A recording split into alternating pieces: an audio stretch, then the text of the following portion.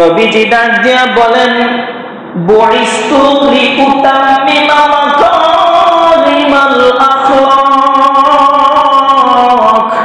এ দুনিয়ার মানুষ, আল্লাহ রাব্বুল আলামিন আমাকে দুনিয়ার জমিনে লিউতাম্মিমা মাকারিমাল আখলাক, উত্তম চরিত্রর পূর্ণতা দেওয়ার জন্য আমার আল্লাহ দুনিয়ার জমিনে আমাকে পাঠাইছে। সুবহানাল্লাহ। উত্তম চরিত্রের পূর্ণতা দেওয়ার জন্য আমাকে পাঠাইছে আমার আল্লাহ। আল্লাহ ডাক দিয়ে বলেন অন্য আয়াতে, আল্লাহ সূরা আহজাবের মধ্যে ডাক দিয়ে বলেন, লাকাদ কানা লাকুম ফি রাসূলিল্লাহি উসওয়াতুন হাসানাহ। আল্লাহ ডাক দিয়ে বলেন, এরে পৃথিবীর মানুষ, তোমাদের মাঝে প্রশ্ন আসতে পারে, কাকে ফলো করলে, কাকে লিডার মানলে, কার চরিত্র মেনে চললে আমরা জান্নাত পাবো। ও আল্লাহ, এমন একজন মহা মানবের কথা আমাদেরকে বলে দিন। আল্লাহ রাব্বুল আলামিন ডাক দিয়ে বলেন, লাকাদ কানা লাকুম ফি রাসূলিল্লাহি উসওয়াতুন হাসানাহ। এরে আমি আল্লাহ রাব্বুল আলামিন তোমাদের জন্য নবী মুহাম্মদুর রাসূলুল্লাহ সাল্লাল্লাহু আলাইহি ওয়াসাল্লামের জীবনের মধ্যে উত্তম আদর্শ রেখে দিয়েছি। সুবহানাল্লাহ। নবীজিকে যদি আদর্শ হিসাবে মানো, লিডার হিসাবে মানো, তাহলে তোমরা নিঃসন্দেহে জান্নাত পেয়ে যাবে, জান্নাতে চলে যাবে।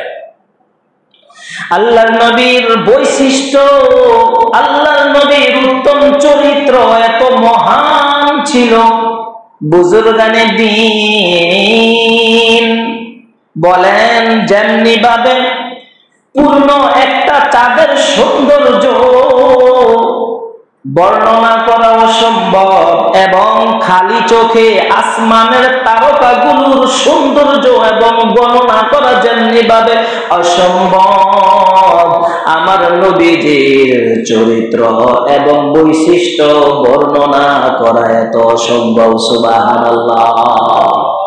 এর দুনিয়ার মানুষ চাঁদের সৌন্দর্য বর্ণনা করে শেষ করতে পারবে না।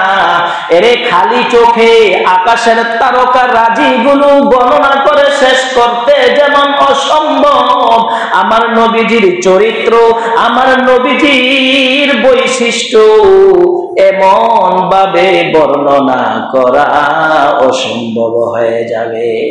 আমার নবী এত বড় মহামানব ছিলেন, নবীজি কখনো রাগান্বিত হতেন না, নবীজি মৃদু হাসি দিতেন, নট হাসি দিতেন না। নবী যখন পেরেশান হয়ে যাইতেন, নামাজে দাঁড়ায়া যাইতেন, 2 রাকাত সালাত আদায় করে আল্লাহর কাছে দোয়া করতেন, আল্লাহ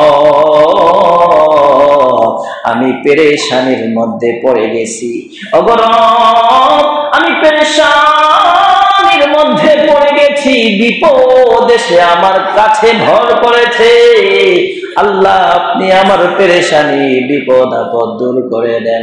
আজকালকার জামানায় বিপদ আসলে মসজিদ ছেড়ে দেই, নামাজ ছেড়ে দেই, মসজিদে আর আমাদেরকে পাওয়া যায় না। যদি 5 ওয়াক্ত নামাজ 5 দিন পড়ি, পরে চিন্তা করি আরে নামাজ ঠিক মতো পড়তেছি, তারপরে যে বিপদ আইতেছে আমার উপর, নামাজই পড়তাম না। এটা হলো আমাদের মনের একটা রোগ, মনের ধারণা খুব খারাপ ধারণা, খারাপ মন মানসিকতার চিন্তা ভাবনা এমন হয়ে থাকে। অথচ নবীজি যখন বিপদে পড়তেন 2 রাকাত সালাতে দাঁড়িয়ে নবীজি আল্লাহর কাছে দোয়া করতেন, আল্লাহ বিপদে পড়ে গেছি, তুমি আমার বিপদ উদ্ধার করো। সুবহানাল্লাহ। আল্লাহর নবী কখনো রাগান্বিত হন নাই, আল্লাহর নবী কখনো রাগান্বিত হন নাই।